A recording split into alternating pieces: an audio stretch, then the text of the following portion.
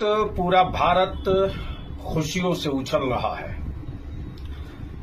पाकिस्तान के नापाक गुंडों ने हमारे भारत के आत्मा पर हाथ डाला था और 22 अप्रैल को मजहब पूछ करके गोली चलाकर जो कत्लेआम मचाकर भारत में हिंदू मुस्लिम का बड़ा फसाद कराना चाहा था,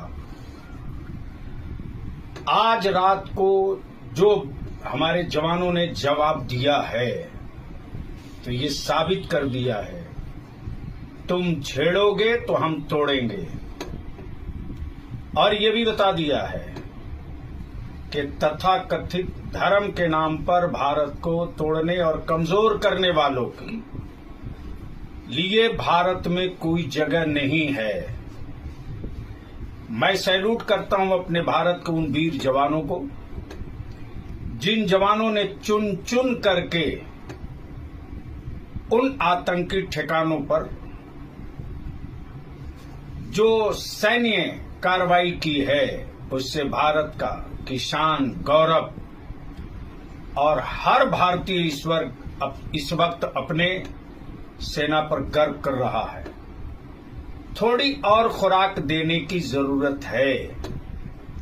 ये पाकिस्तान के वो आतंकी हैं जो कभी हजरत बल की दरगाह में घुस करके सूफीज्म को दागदार करते, तसव्वुफ और अल्लाह के वलियों की दरगाहों को दागदार करते, और कभी लाहौर में एक बहुत बड़े आलिम दीन अल्लामा नईमी का कत्लेआम करके और ये फतह का झंडा लहरा रहे थे। अब समझ में बात आई होगी कि जिन चीजों के लिए इस्लाम ने और मेरे पैगंबर ने मना किया था, उसके अगेंस्ट मजहब की चादर ओढ़कर जाने वालों को भारत के अंदर भी जवाब दिया जाता है और सरहद के पार भी जवाब दिया जाता है। इसलिए इस वक्त हर भारतीय, हर हिंदुस्तानी अपने सेना पर, सेना के वीर जवानों पर फख्र महसूस कर रहा है, जिसने सिंदूर धुला था।